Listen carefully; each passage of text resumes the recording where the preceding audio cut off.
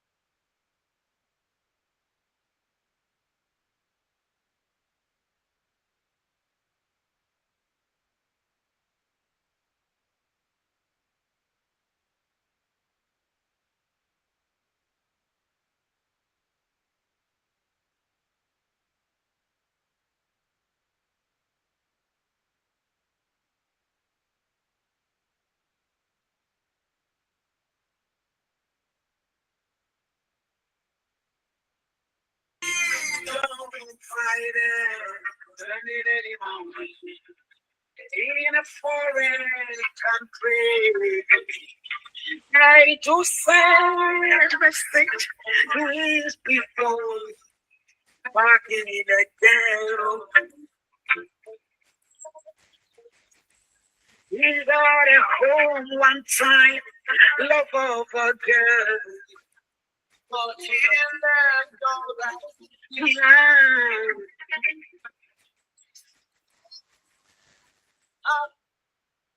Okay, so I think we can start now.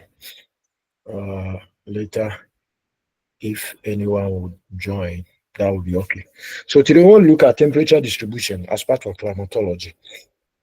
So last week we looked at the introduction and also the atmosphere, the structure of the atmosphere. We looked at that, and today we want to continue by looking at uh, temperature. Temperature is also a very key element as far as life on Earth is concerned.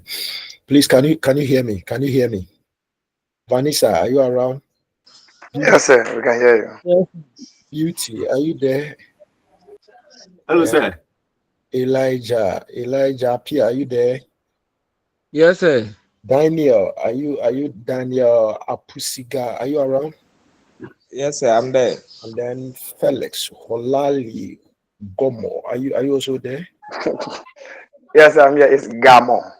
Gamo. Somebody also brought my name. Eric, are you there? Yes, sir. But I cannot hear you. The voice is a bit low for me here. I've increased all my volume, but still. Okay. And then Margaret Shre. Margaret, are you around? Yes, please, I'm here.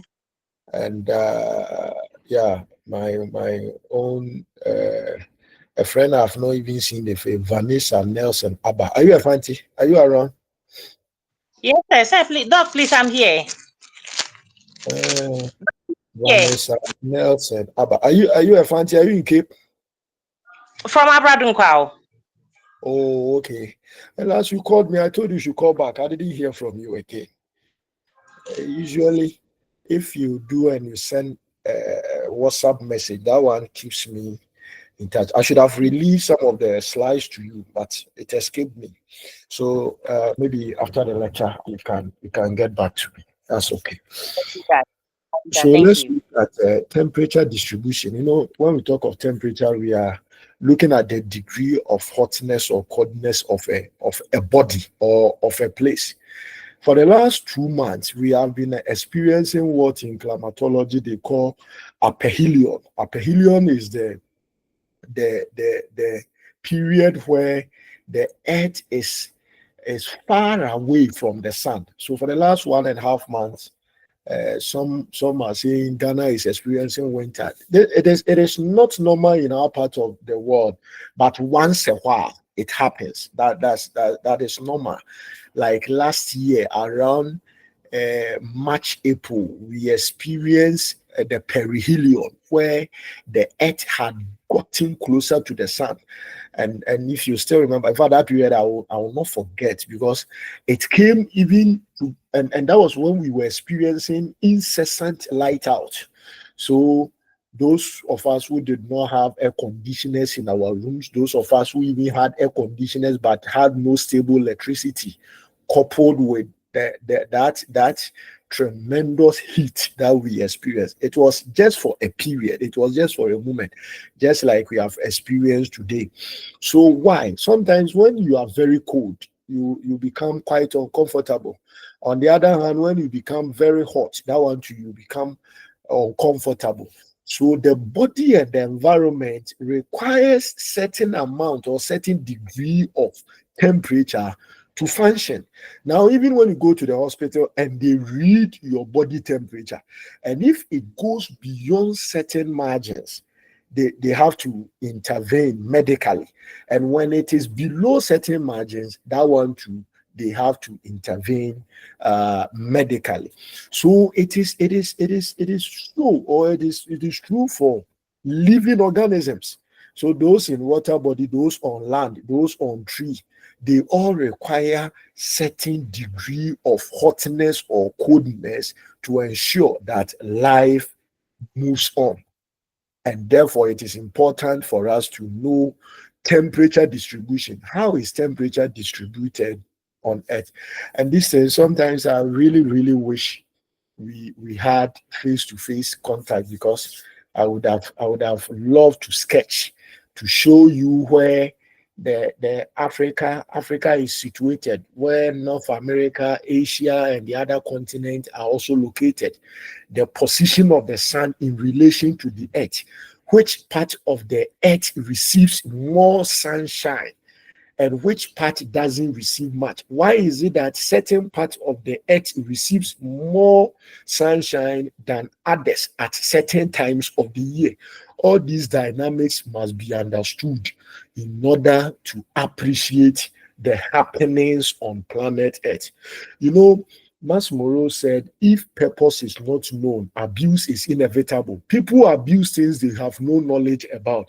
And when people are unable to explain the science or the philosophy behind certain issues, they ascribe it to mystical, what do you call it, realm. They leave it to the spirit realm. That one is there. But there are so many things that revolves around science, of which we need to understand, so that when it happens, we will know how to navigate our life through that period. So, looking at this, we can say that the sun is the ultimate source of heat on planet Earth. The sun is the ultimate source of heat. So if the earth receives 100% heat, then we can say about 95% is from the sun. And again, let me put it across that life on earth is made possible because of the presence of the sun, or the impact of the sun on the earth makes life possible. In the absence of the sun, life on earth wouldn't have, to a larger extent, be possible. Both plants and animals and human life all revolves or is made possible because of the sun. If you remember your class 4 definition of photosynthesis, well, you were told that a process whereby green plants manufacture their own food in the presence of chlorophyll, water, carbon dioxide, then they mention sunlight. You understand? So when these conditions are present, plants will grow, plants will manufacture their food. The product that they get out of that process, human beings also depend on it for medicinal and for food purposes.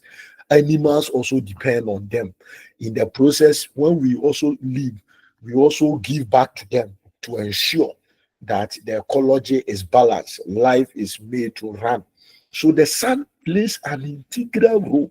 So when we say the earth receives 90 or 95% or major source of heat from the sun, it is true. Now, the differential heat received from the sun by different regions on the earth is the ultimate reason behind all climatic features. So for rains to occur, it has a connection with the sun. For winds to rise, it has connection with the sun. For what do you call it? What other climatic elements? So rainfall. What do you call it? What do you call it? Rainfall, precipitation. Yes, they all fall within that same category. Wind movement, I've talked about that. Atmospheric activities, that one also has to do with the sun. So for all climatic elements to be formed, it has connection with the heat or the sun's energy that is cast onto the surface of the earth. Now, understanding the patterns of distribution of temperature in different seasons is important for understanding various climatic features like wind system, yes, pressure belt, precipitation, etc. And we shall talk about these concepts in detail. Now, we say insulation. Insulation is the energy from the sun received by the earth. And we are saying that 1 out of 2 billion parts of the solar radiation is intercepted. And this interception or recipient is what is called solar, what do you call it, insulation. So what it means is that if the sun produces its energy and you divide it into 2 billion, only one gets to the surface of the earth. It may sound weird, but that's the truth. That is the truth. That is the truth. And even with that one, look at what happens to those of us who find ourselves in the torrid zone.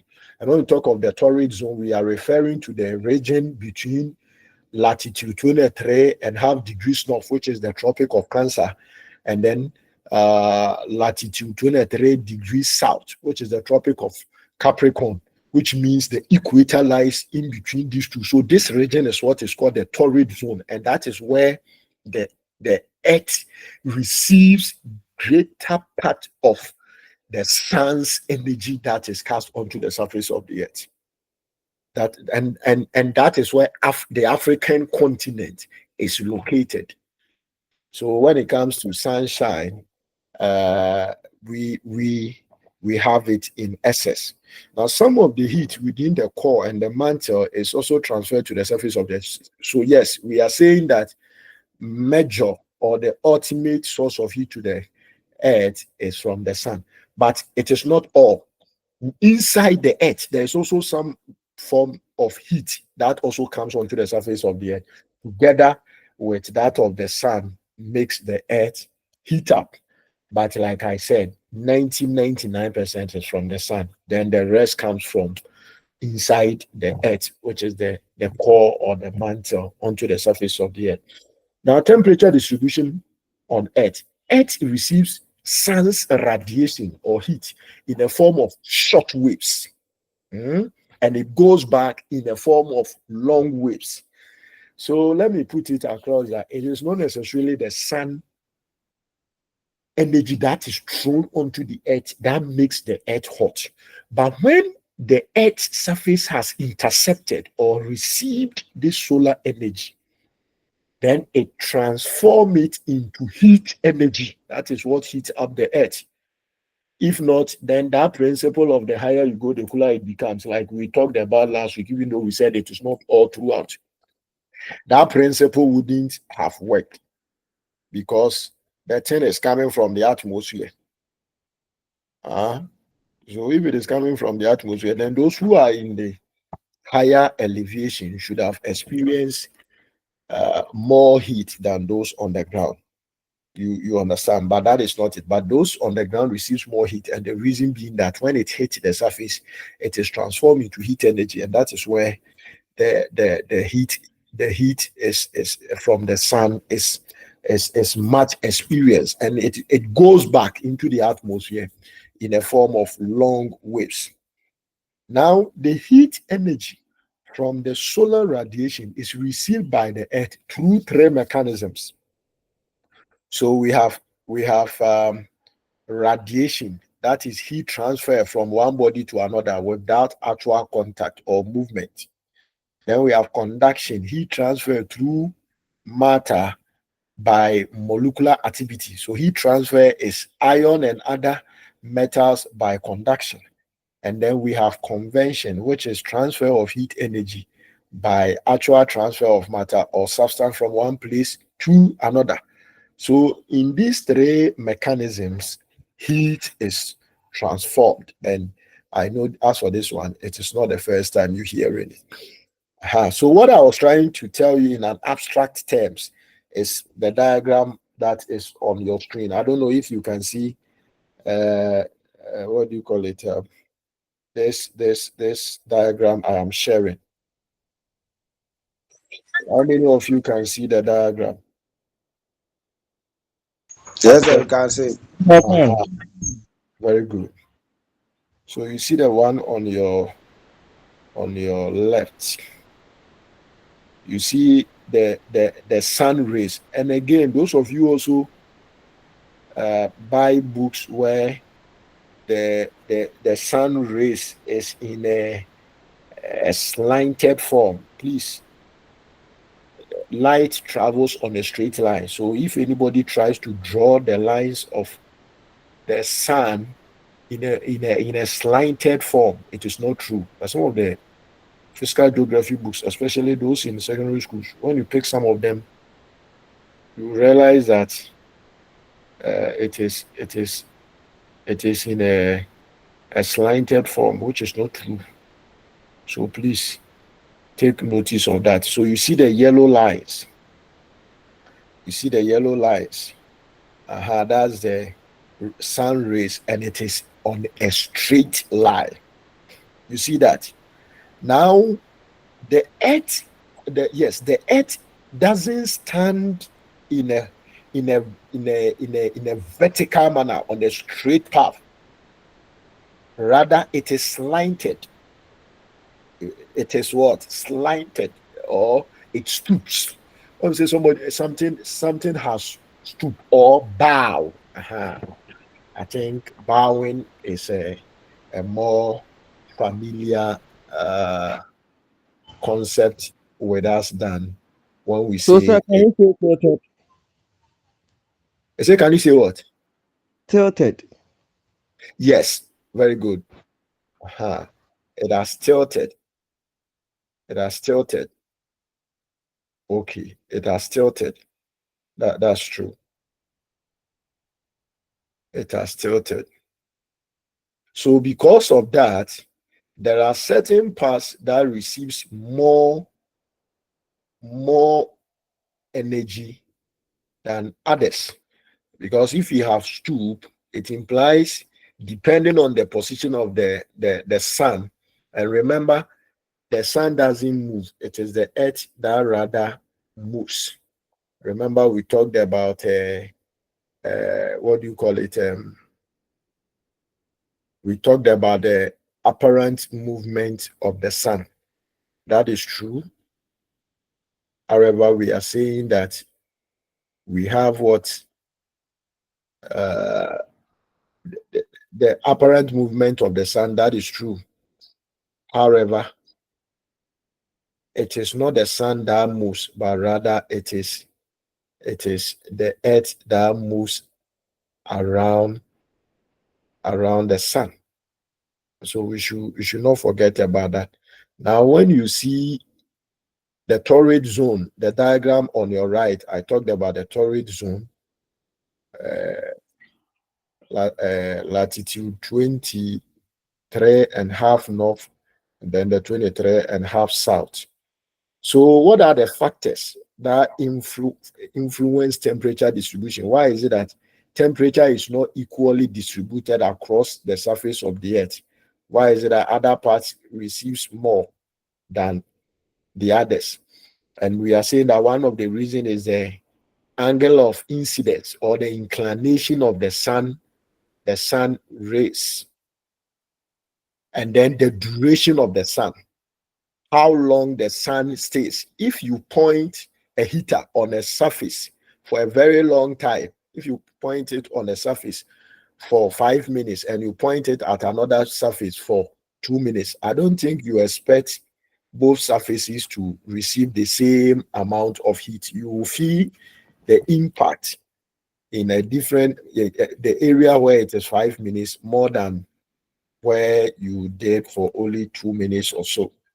Then we also have transparency of the atmosphere. And last we talked about the atmosphere and we said it's a mixture of gases, but we said it is not only gases. We have aerosols, smokes, dust, water vapor, clouds, etc. So when the atmosphere is transparent, devoid of these elements, the sun or the heat will easily penetrate. But if these elements are within the atmosphere, remember, they are good absorbers of heat. These elements that are present in the atmosphere, they absorb. And that's the explanation that is placed there. And like I told you the other time, they absorb heat. And then land and sea differential, albedo of the land is much more greater than the albedo of the sea and water bodies. So when we talk of albedo, it is the ability of the sun rays to penetrate either through the land or the sea. And you and I will attest to it that light can easily penetrate through water bodies than that of the land. That is how come no matter how the sun shines, when you are at the sea shore, during the day when the sun is even at its best, you still feel some cold air blowing from the sea. You don't feel the sun's impact much because it doesn't, the sea doesn't serve as a good absorber of what do you call it, of heat as compared to that of the land. Sea and land differential also account for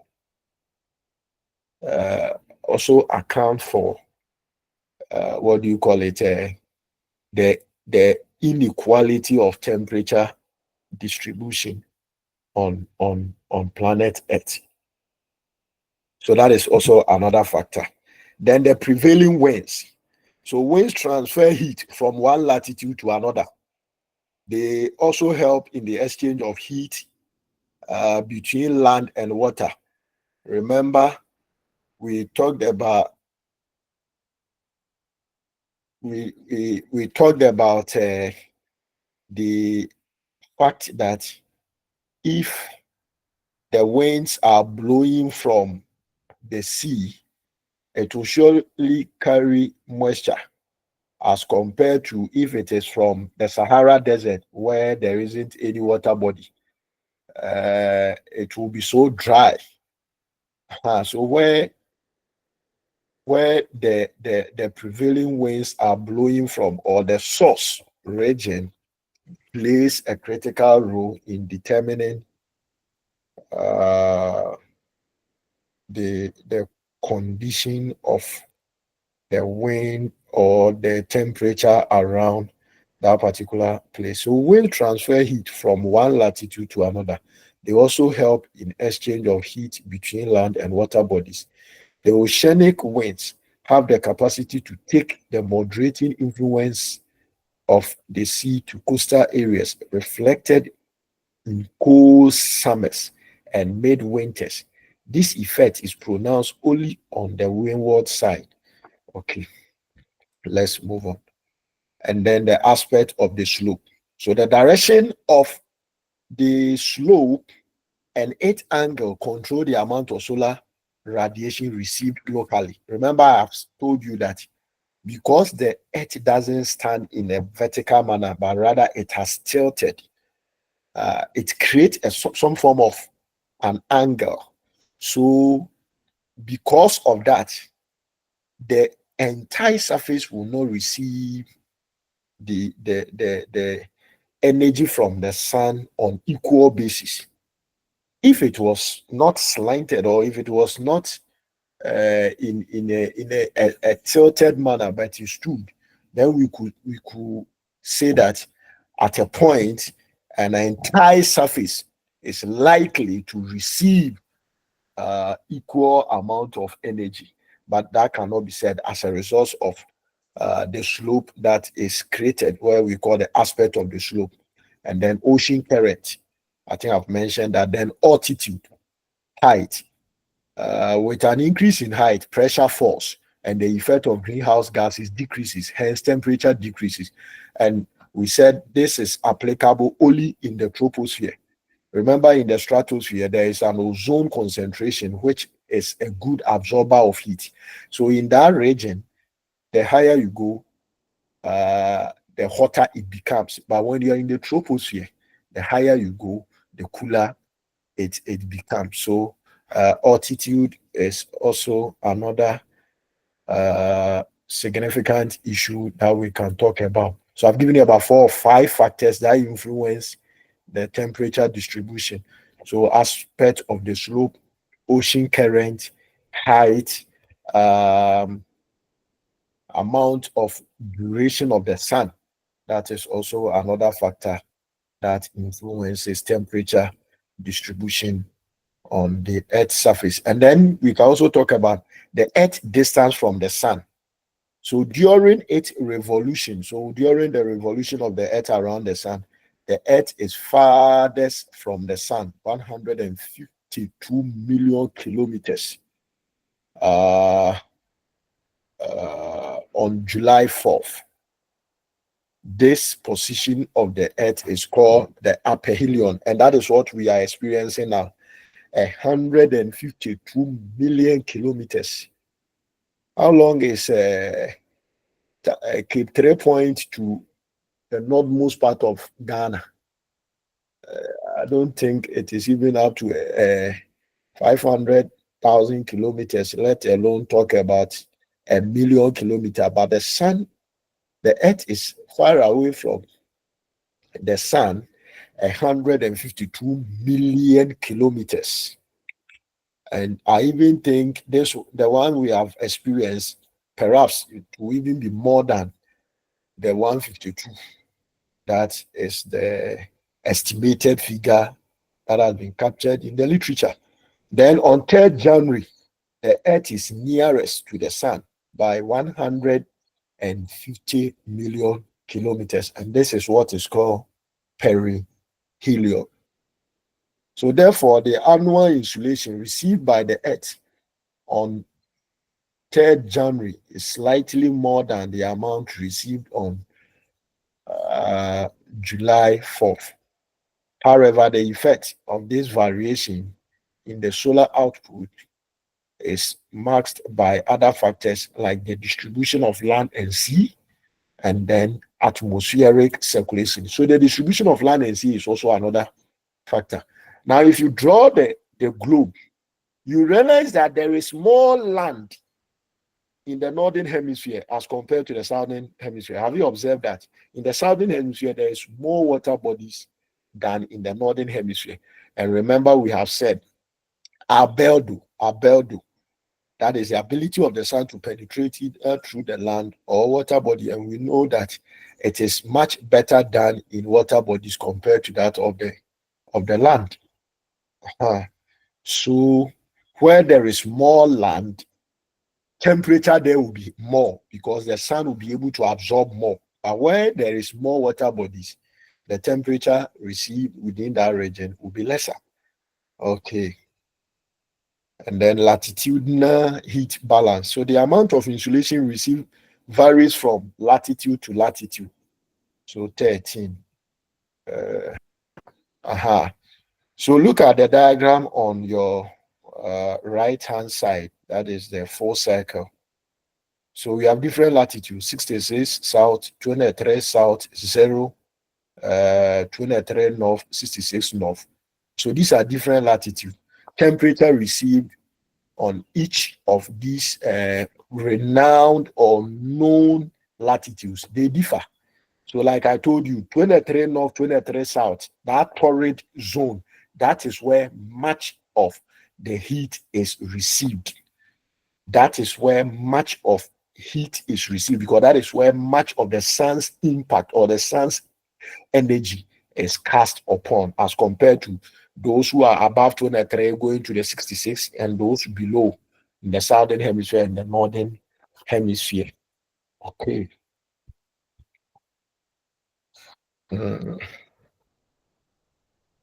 So how then does the heat produce? Because within the torrid zone is also known as the region of energy surplus or the energy surplus region. So take note of that. The torrid zone is also known as what?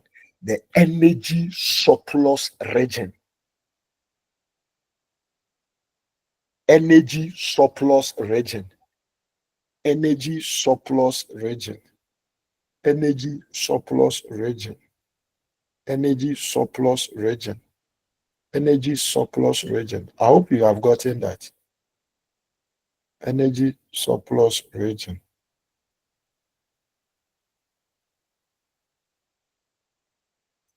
Energy surplus region. Okay. So the atmosphere or the planetary winds and the ocean, which is the ocean current, transfer excess heat from the tropics or the surplus energy region towards the poles, making, which is the energy deficit region, making up for the heat loss at the,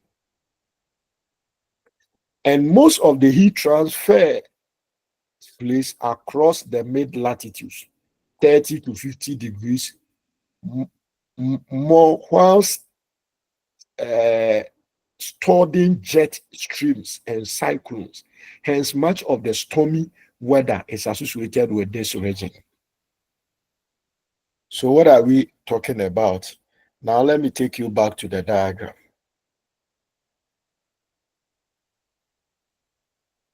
Let me take you back to the diagram.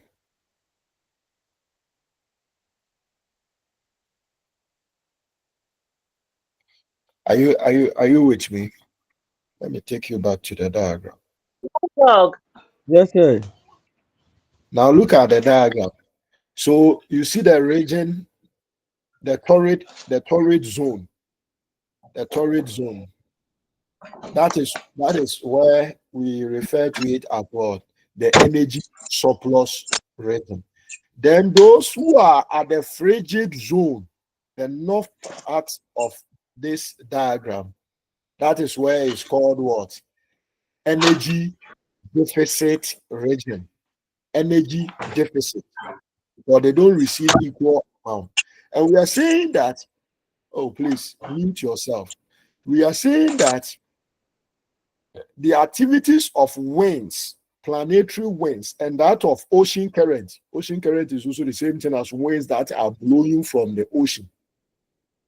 When that winds blow, they carry the excess heat or the surplus heat within this region to the north and also to the south to ensure that there is what balance on the Earth's surface. Please, do you understand? Yes, sir. Yes, sir. Very good. Very good. Very good. Very good. Okay. Okay.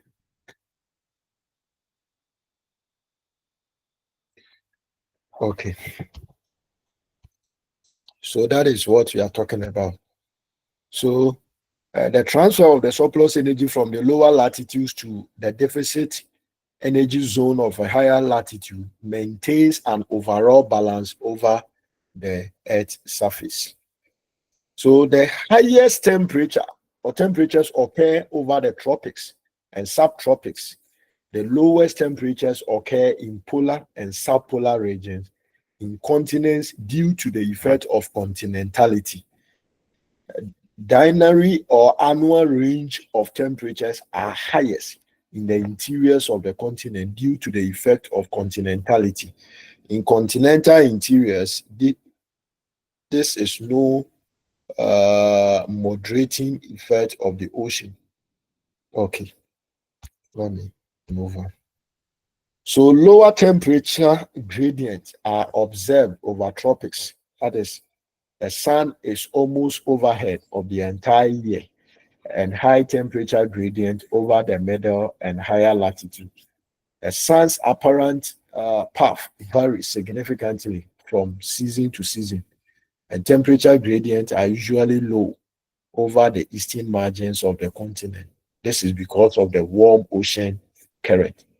Temperature gradients are usually high over the western margins of the continent, and this is because of cold ocean current. We shall talk about the ocean current as we move on. The isotherms are irregular. So when you say isotherm, what does it mean? A line that is drawn joining places of equal what? Temperature. height. Equal temperature. So because of the predominance of land over water in the northern, yes, I told you, the northern hemisphere is warmer, and then the thermal equator lies generally to the north of the geographical equator. Now, whilst passing through an area with warm ocean current, the isotherms show a poleward shift. North Atlantic drift. Okay, these ones we are not interested in that. And then seasonal temperature distribution. The global distribution of temperature can well be understood by studying the temperature distribution in January and July. And I've told you the aphelion is experienced in January, aphelion is experienced in July, whilst perihelion is experienced in January, and one occurs when the Earth is far away from the sun, whilst the other one is whilst the Earth gets closer to the sun. Now, the temperature distribution is generally shown on the map with the help of isotherms.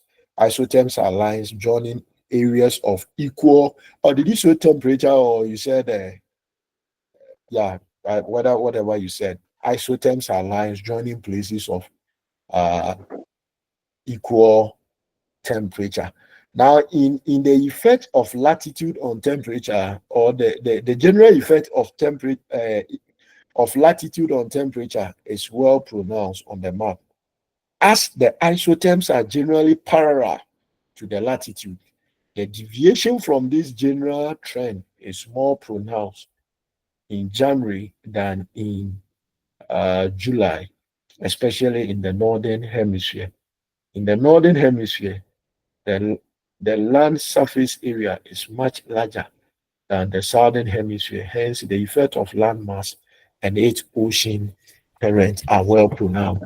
So, when it comes to temperature distribution, first of all, understand that the Earth heat, ultimate source of heat, is from the sun. We have established that. And then again, because the Earth is tilted, it doesn't receive, the sun doesn't receive, the Earth doesn't receive equal amount of temperature.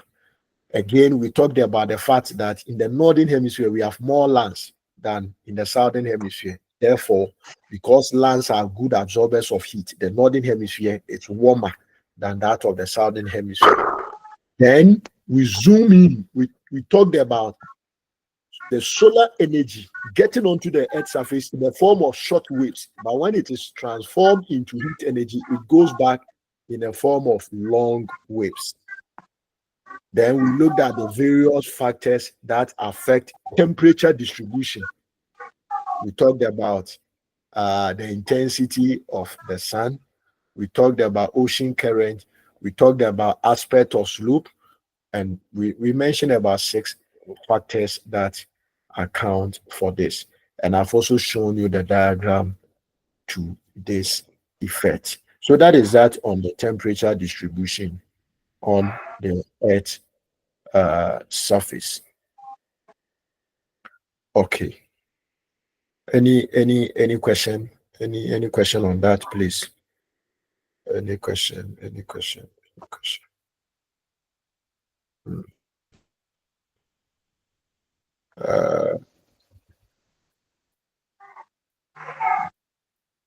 Hello, are you guys there? Yes, sir. Yes, sir. Yes, please. Okay. So that is that on temperature distribution. Temperature distribution, the factors. And I hope I've explained it well to you, so understand it. You understand it. You understand it better. You understand it better. Dominic, I think one Dominic has also joined us. Okay. Yes.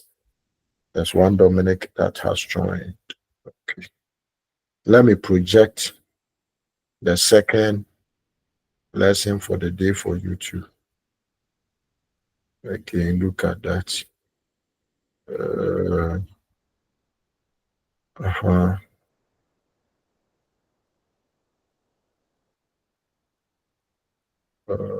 Okay. Okay.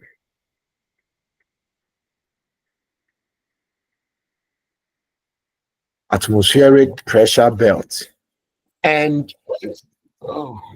wind system. Please give me some 5 minutes, but please be thinking about this. Go back to the chapter 2, the atmosphere, and refresh yourself from there. We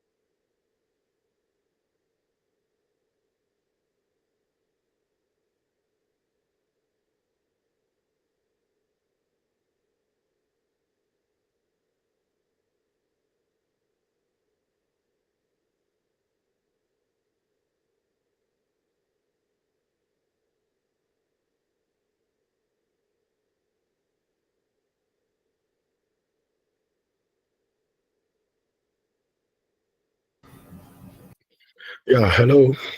Welcome back. So we want to look at the atmospheric pressure belt and wind system. You know, even those of us who have been in the or grew up from the villages, sometimes you hear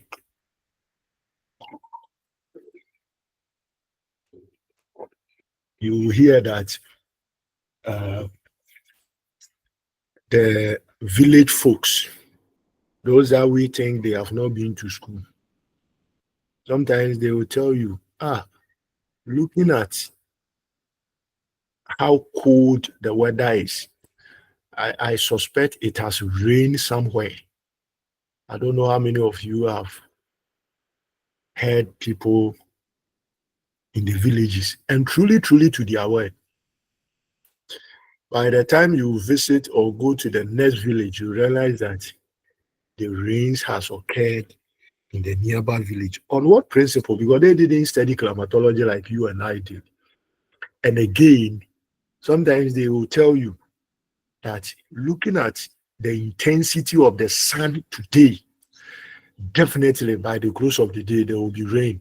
And true to their word, you will see that rains will occur by the close of day.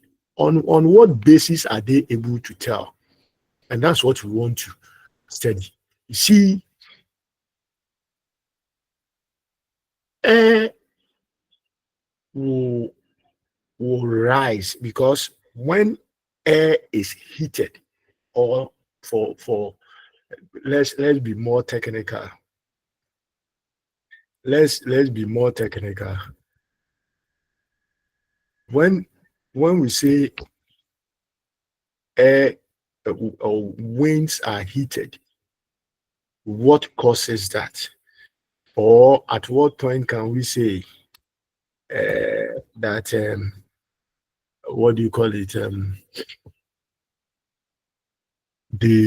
The winds have become warm or they become lighter. Like we said previously, that it is the activity of the sun that makes it so. Because even for air or winds to rise, they have to be heated because it is warmer winds or air that rises into the atmosphere to form clouds and give you back rain. It is when air is heated, then it is able to rise and carry the moisture in the formation of clouds that leads to rainfall. So where there is no sunshine, the winds will become heavier and they will exert a force on the surface. That is what is called the atmospheric pressure belt. So we have high and low pressure belts. And so we want to find out where does wind rises from and where do they settle and why so? Why the differences?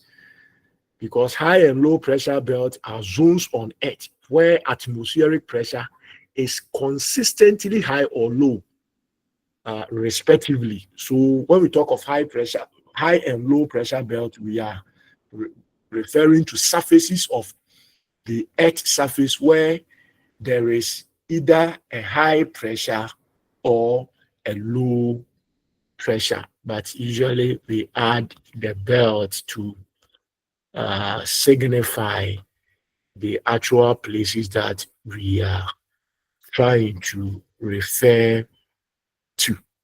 So pressure belt of the Earth's surface refers to the regions that are dominated by high pressure cells or low pressure cells.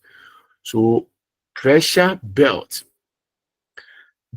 arise from the uneven heating of the Earth's surface and the pressure and the resulting air circulation patterns. So warm air at the equator rises. So when air is warm, that is where it rises. When it becomes cold, it becomes heavier and it stays on the surface without rising. And how does it become warm? When they have been heated by the sun. That is where it gets warmer and it begins to rise. Okay, so let's see what the literature has to say. So pressure system, air expands when heated and it gets compressed when cooled. So take note of that. Air will expand when it is heated and it gets compressed when it is cooled. This results in variation in atmospheric pressure. Now, the difference in atmospheric pressure causes the movement of air from a high pressure to a low pressure. So one thing you need to keep in mind is that air rises from a region of high pressure belt to a region of low pressure belt.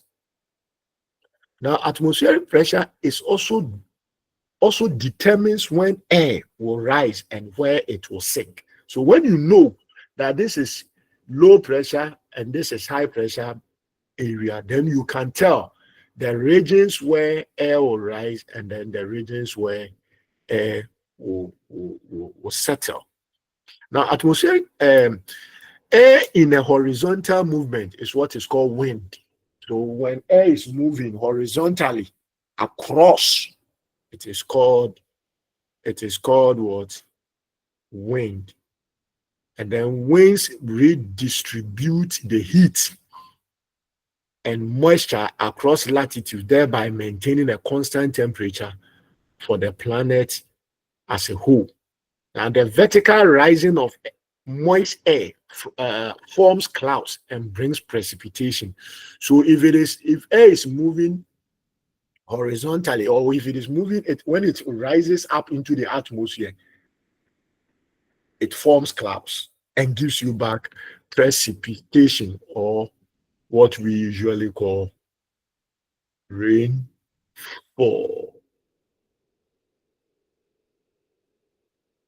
Okay. Since air has mass, it also has weight. That is true.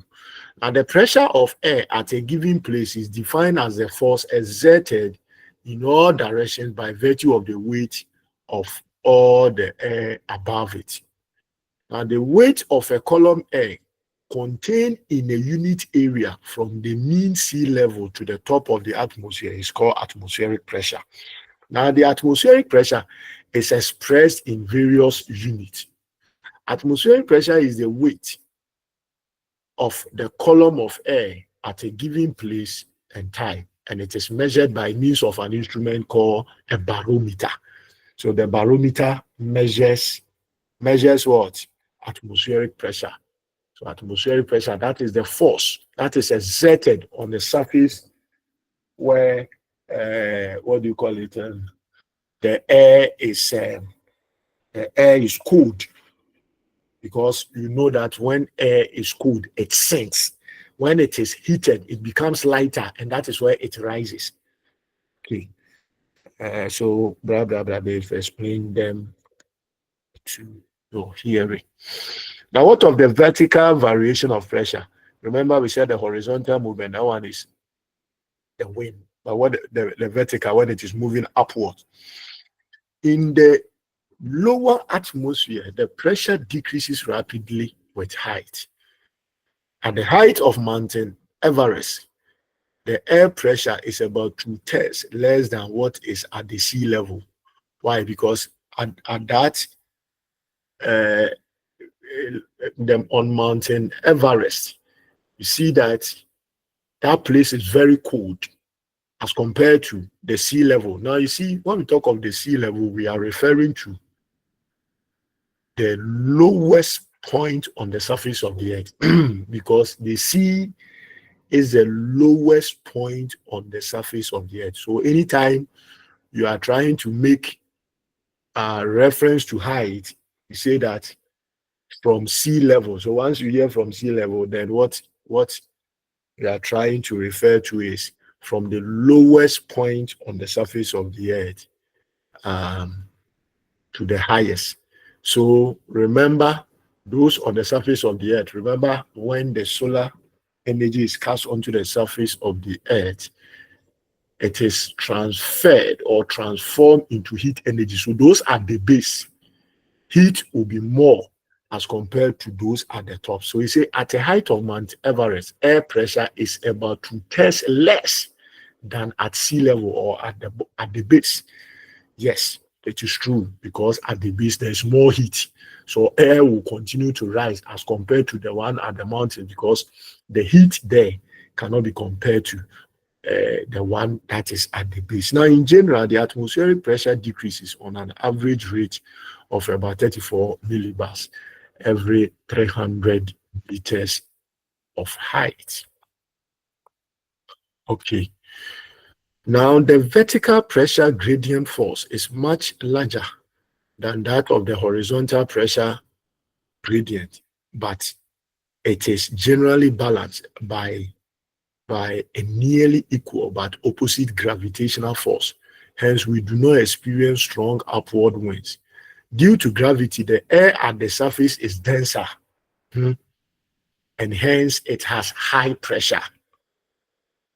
Now, since air pressure is proportional to density as well as temperature, it follows that a change in either temperature or density will cause a corresponding change in pressure.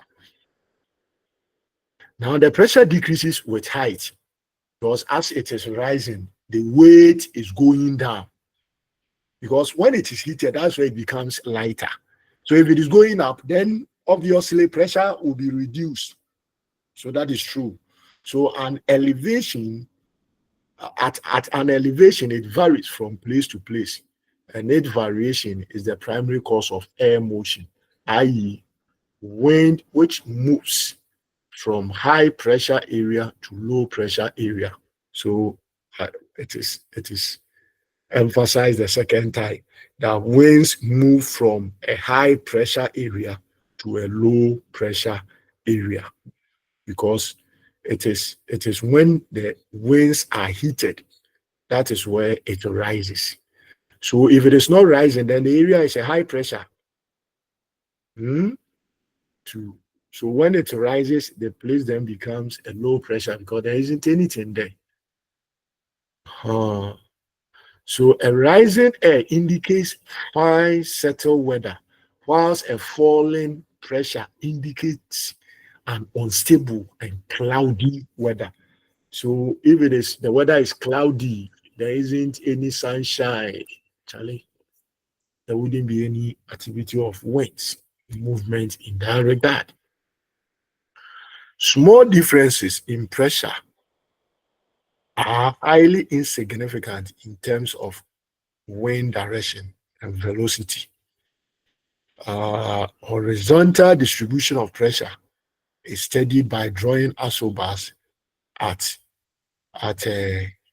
what do you call it, at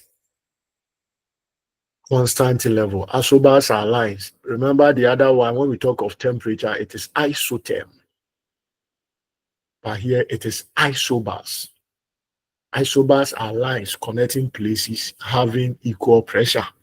And in order to eliminate the effect of altitude on pressure, it is measured at any station after being reduced to sea level for purpose of comparison. The spacing of isobars expresses the rate and direction of pressure changes and is referred to as pressure gradient. Okay. Now, close spacing of isobars indicates a steep or strong pressure gradient, while wide spacing suggests weak gradient. The pressure gradient may thus be defined as the decrease in pressure per unit distance in the direction in which the pressure decreases most rapidly. There are distinctly identifiable zones of homogeneous horizontal pressure regimes or pressure belts. On the Earth's surfaces, there are in all 7 pressure belts, and that's what we are going to look at. So, we have 7 pressure belts. There are 7 pressure belts. 7 pressure belts. So we have the equatorial low, we have the subtropical high, we have the subpolar lows, and then we have the polar highs. Somebody will say, but he said it is 7. Yeah, it is 7. Now look at it from the diagram. That is where you see it well. So look at it. So from the equator, we have what is called equatorial low pressure. It is also known as the doldrums. Then we have what is called subtropical high pressure, which is called the horse latitude. I don't know if you have seen that. I'm referring to the ones in the northern hemisphere. So we have the subtropical high pressure, that is the horse latitude. Then we have what is called subpolar low pressure. And then we have what is called high pressure. So how many have we mentioned? 4. So when you come to the southern hemisphere, you see that the 3 in the northern hemisphere have been repeated in the southern hemisphere, plus the 1 on the equator. And that gives you what? 7. Are you okay? But if you are discussing it, you see that the 1 and 8 opposite, the narratives are the same. So the 3 to the northern hemisphere and the 3 to the southern hemisphere, all the narratives are, or their characteristics are the same. So if you are writing, then technically they are 4, but on the globe they are 7. And usually in exams, sometimes you can even be asked to draw the 7 pressure belts. So you must learn how to draw it, know their locations: the high pressure, the subpolar low pressure, the subtropical high pressure, and then the equatorial low pressure.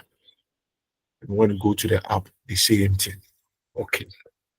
So these are regions of the earth where we have isobars. You have isobars. So world distribution of sea level pressure.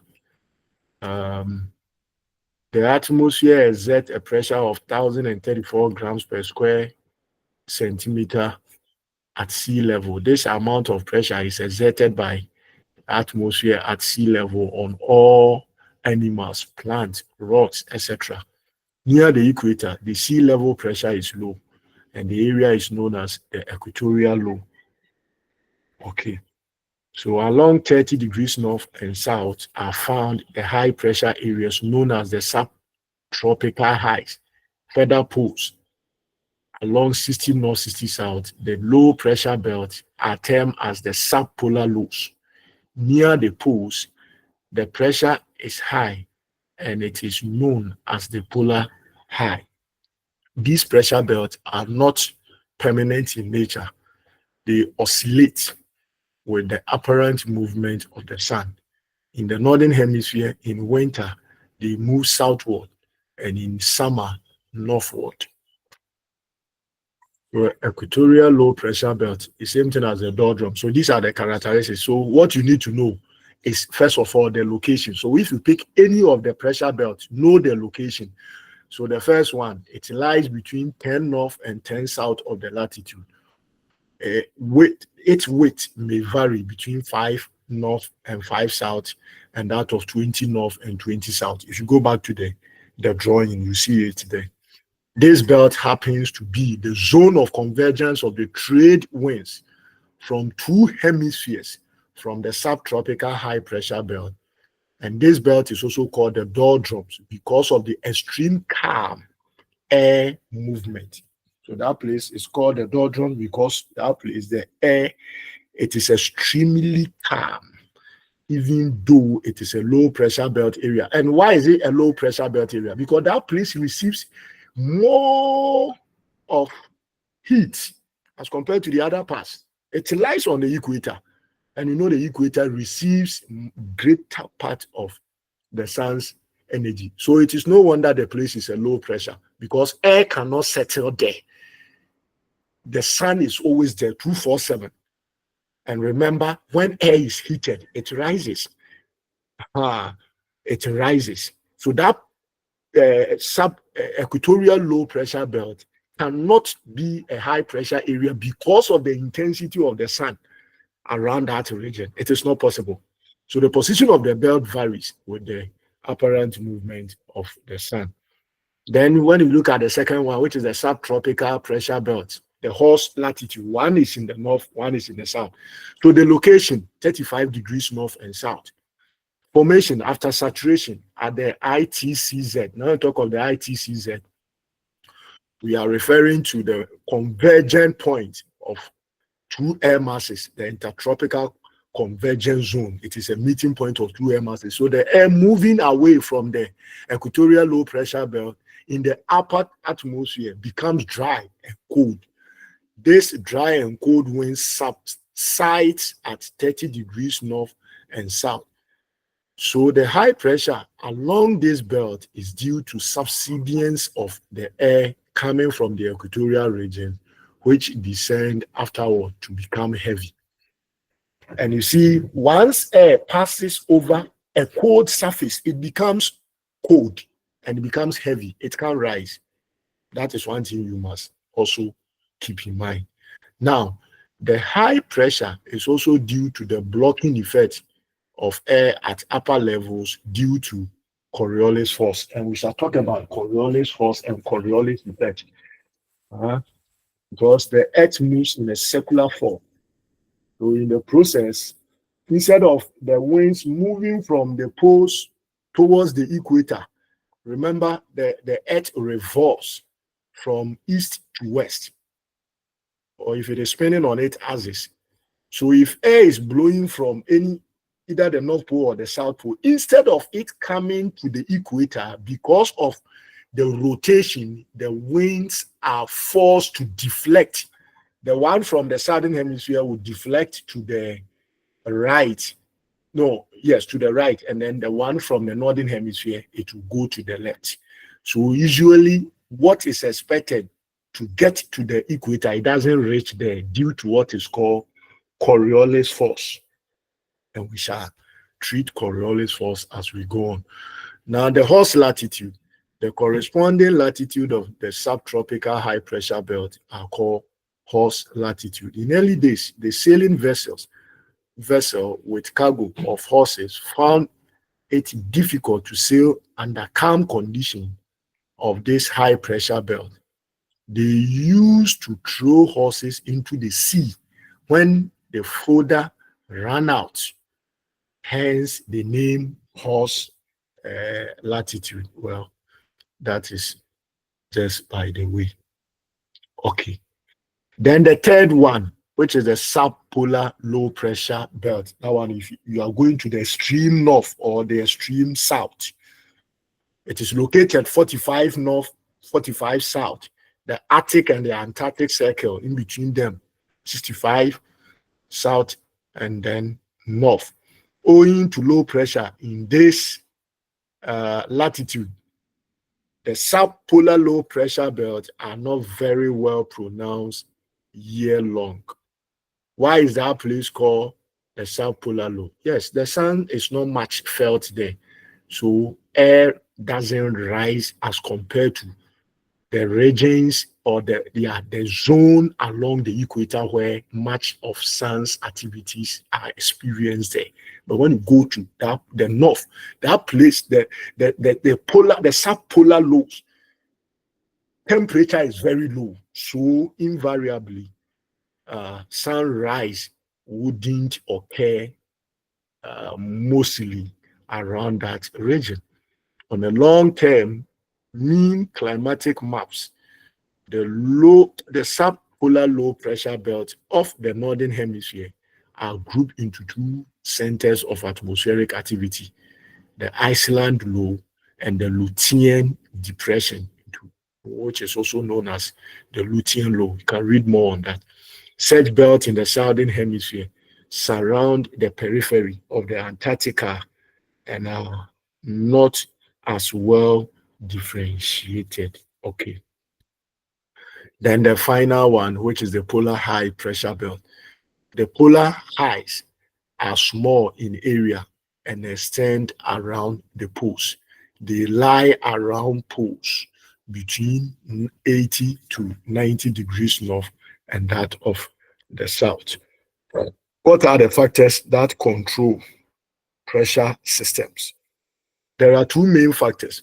We have thermal and dynamic. For pressure differences resulting in high and low pressure system, we have thermal factors. So what are the thermal factors? When air is heated, it expands. We have established that. And its density decreases. This naturally leads to low pressure. On the contrary, cooling results in contraction. This increases the density and thus it leads to a high pressure. Formation of equatorial low and polar highs are examples of thermal lows and thermal highs. So this one, when we talk of thermal factors, we are referring to the influence of the activities of the sun on what do you call it, heat in relation to winds. When heat is applied on winds, what happens? That is the thermal factors. Then we have the dynamic factors. Apart from variation of temperature, the formation of pressure belts may be explained by dynamic controls rising out of pressure gradient forces and rotation of the earth. So the second one, which is the dynamic factors, is also talks about the fact that rotation of the earth, like I explained, rotation of the earth. Sometimes, let me give you even a practical example. When you are playing football, sometimes you want to kick the ball to someone at a distance, but when you kick the ball, it doesn't go straight to the person. It deflects. It is the activity of the wind. In fact, pilots, they follow the same principle. It is only the eagle that makes use of the wind, storm, when the wind gathers, because that animal, the winds cannot carry the weight of that animal. It has to be done by the wind. But apart from that, aeroplanes, they fly opposite the direction of the wind. So they detect that. You can't face it. You cannot face it. So somebody traveling to either Morocco or any of the North African, the Maghrebians, if you are going to North Africa, they first come to the south, because you need to follow the direction of the wind. I don't know whether your class time will come, because there is a particular topic that is solely dedicated to the movement of winds. I don't know if we will get there. But the second factor, which is the dynamic factor, is caused by the rotation of the earth, which is more technical term is the Coriolis effect. As a result of the rotation of the earth, the direction of the wind is changed. So it doesn't get where it is supposed to be. So, ladies and gentlemen, this is also another key concept when it comes to what do you call it? Climatology. When it comes to climatology, wind, a pressure belt. So when we talk of pressure, and why are we studying this? It is this that brings about rainfall. So if this thing doesn't occur, and that is why for the last 2 months, we've not experienced any heavy rainfall, because the sun is not shining.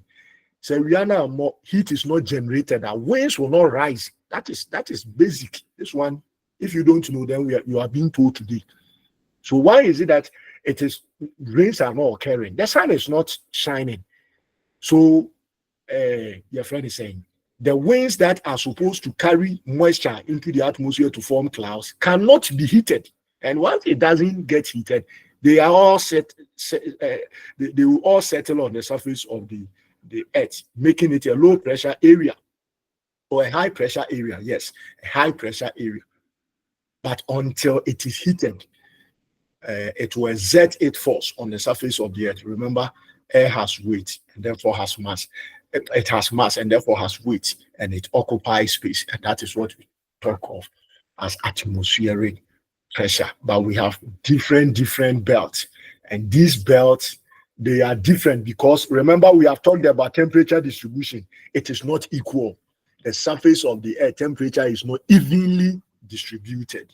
There are places that has it more, and there are places that are in need. So therefore, we talked about surplus energy zone and then deficit energy zones. We talked about that. So you see, temperature and pressure systems, they work hand in hand, and you need to follow suit, because the discussion, that is how it is going to be. That is how it is going to be. One leads to the other. There is always a connection from one topic to the other. And this is also the end of that topic. In fact, the chief examiner, he has made it very simple for you guys, but I wish you had the book. The book is more detailed than this one, even though the slides will be given to you, but if you had the book. But it's unfortunate your numbers is not encouraging, and you guys are all not in the same place where you can say, okay, then let me send it to. But last year, those who did it, they managed to have the books. Because if you have one for yourself, it will help you. Some of you, once you finish now, you want to come back and do masters. But with this one alone wouldn't be enough. But if you get that book, at least you have one copy. Keep it to yourself. And those of you also get the opportunity to teach other places. You would have gotten more information. The chief examiner is calling. Hello, good afternoon, sir.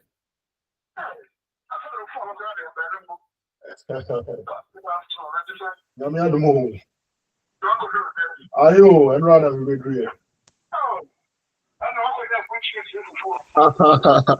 And rather buy and if you had that say market day to buy no money now could you and open.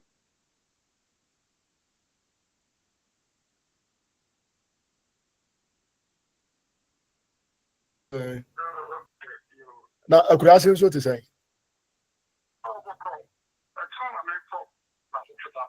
Oh, okay.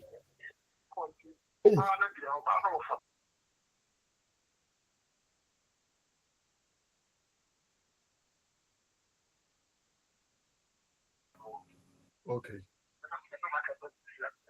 Okay. That's fine.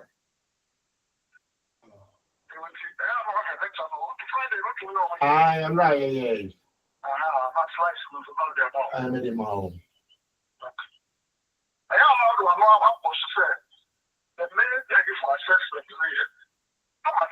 I can't know. I can't even know. Sure. Okay. Okay. Sure. Okay. Yo. Hello, Vanessa.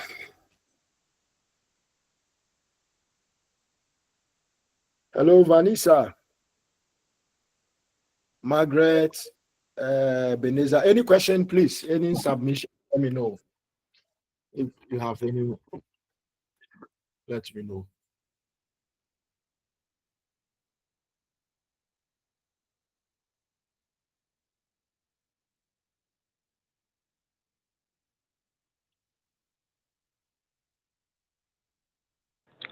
Say on my side, I'm okay with it.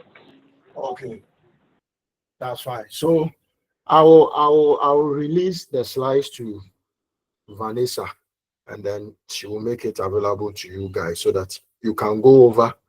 If there is any clarification you would want me to do for you, then I would make time and then help you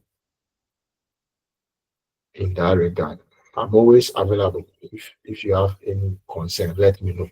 So let me share the slides with Vanessa and let her make it available to you. You can take it from there. So Vanessa, you send me a message on WhatsApp, or if you have an email too, let me have it, and then I'll push them. But I think the 1 and 2, unless I go back to campus, but the ones we have just done, that one I can give it to you. But the other first 2, I have to go back to campus before I can do that for you, if that will not be an issue for you.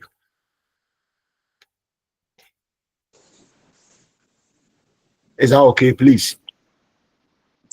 Yes, Okay, sir. please say.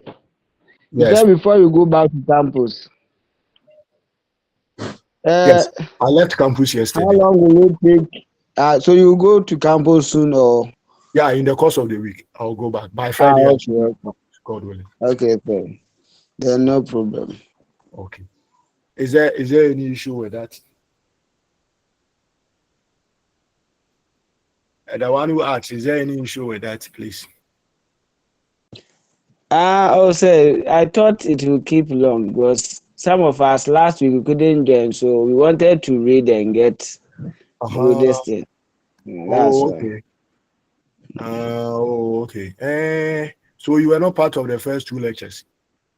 Yes, I was not part. I didn't come. Okay. They have also not put the recordings there, so. Okay. But I will say, when I get it, they are read. I'll get it. So. That's fine. That's fine.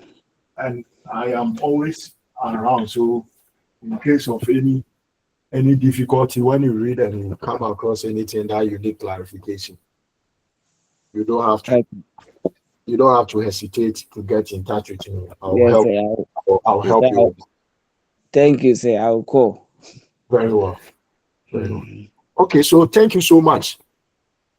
Today is Saturday, a lot of funerals are around and we have to go. So we are preparing to leave for that one.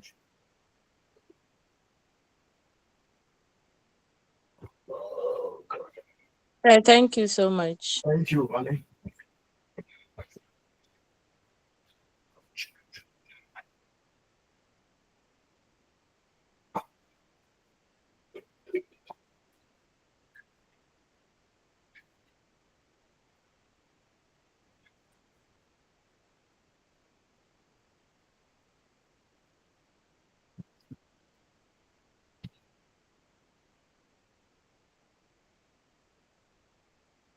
Subscription charges from at least 6 African countries. This data was necessary to support meaningful engagement on reducing subscription fees for Ghanaian customers, despite being granted an extension until Monday, August 11, 2025. DSTV fails to meet the deadline. Sector Minister Sam George emphasized that the law is clear and the ministry will enforce it. The minister also assured that once the data is submitted, it will undergo an objective review. If the evidence shows taxes are the sole reason for high prices, he will advocate for a tax review. If not, DSTV is expected to comply with the directive to make subscriptions more. The ministry had earlier warned that if no price reduction agreement is reached by September 6, 2025, DSTV's operating license could be suspended. This warning followed the company's refusal to commit to lowering subscription fees despite proposals from the ministry. The daily fine of 10,000 Ghana cedis will be applied until DSTV submits the requested pricing data. The ministry's decision underscores its commitment to protecting consumer interests and ensuring compliance with regulatory requirements. Now let's go to the Ashanti region, where there are mixed reactions in Kumasi as residents share their views on the directive for religious leaders to submit prophecies of national significance for review. While some believe it's a necessary step to prevent panic and ensure accountability, others feel it infringes on religious freedom and undermines spiritual authority. Here's what some Kumasi residents have to say. Should religious leaders be required to submit prophecies of national interest for review? Today, we are out getting the public's reaction to the latest directive from the Office of the Presidential Envoy for Afterfaith and Ecumenical Relations. Let's hear what the people have to say. I think that we need to sanitize it, but as a way that every prophecy must be channeled to one area. For that, as I sit here, I disagree with that. But I think that there must be much education through the Christian Council, Ghana Pentecostal and Charismatic Council, and through the various religious bodies as to how we should communicate it, in that we will not bring what we call the fear and panic. I think government is trying to create a platform where people will not live in fear and in panic. And I like the idea that the president is opening his arms to allow men of God to have a role in governance. I mean, there are various procedures you can go through to reach people with prophecies and all that. But for you to come out and say all these things and then later on seeing that it happened just as you said, I mean, it's not good. You wouldn't want to see people go through bad things because you said it. How can the prophecy be sent to the government? Yeah, what do you think? You should keep it to yourself, or you should just call the person in private and tell the person this is what you see. You don't have to just go to the government and tell the person that you are going to die tomorrow. I'm not going to so. What are fathers you? Fathers you? What are the stuff for fathers you? Just a year, some people are telling us. You'll be saying to one buy now. The debate around prophetic accountability is just heating up. From strong support to resistance, some commercial residents have shared their thoughts and they are loud and clear. For joinees, Erabna Akwe, Kumasi. Ghana's ambassador to South Korea, Kojitori, has openly stated that his business ventures have over the years provided significant indirect support to multiple political parties. The revelation was made during an interview on Join UC's The Pulse, where he reflected on his career as a business owner before his diplomatic appointment. Ambassador Choi, a prominent figure in the business community before his foray into public service, cited the pivotal 2000 general elections as a period when his business company worked extensively with both major political parties. He also been talking about his favorite food, Ghanaian music and sports. Let's take a listen. So I'm going to focus on both levels. And never there's a good time coming from those into the art space. Sure. And then from arts, music and arts, you anyone who talks to me about you're relating with moving that idea. Yes. I'm telling you about it. So it's Ghana Music Awards. Ghana Music Awards. I've been when I was the thing, you know, the time has come on. This is your favorites. It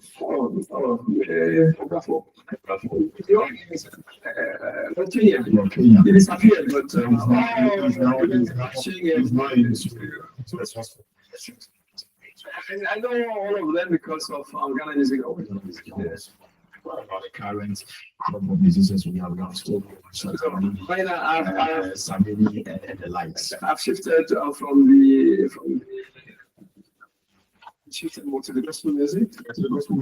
So I listen a lot to the gospel Ghanaian, gospel music without any preference to, of course, joyful. Wow, I just go to Spotify and I try and listen to, yeah. Let me to be very bright, don't mention Ocean for me.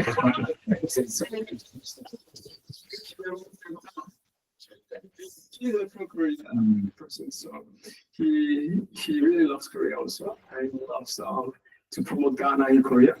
So I am looking forward to something with him in Korea as well. Yeah. But I mean, from the sort of reasons that we have to now, one thing that has always gone through everything you've said, everything in your life that you can done, you always put God first. And I wonder why that is so important. Some say that religion, sometimes business, politics, doesn't make sense. You are forced to do certain things that may be against your religious belief. But you get this relationship with God going. You know, when you have a father who has shown with his exemplary life, my father has no savings, but that has not given me $100 to support my business. And I respect him so much, and I respect him because his relationship with God is purer than anybody that I've seen. So the success that I will, what will I say? Yeah, what do you call it? The success that I will call in life will be, will I ever be restricted by my own children? No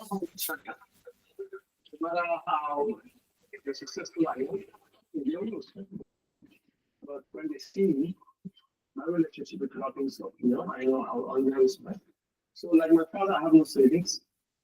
So I have no savings. I have no savings. I do not, about here and there. So God knows.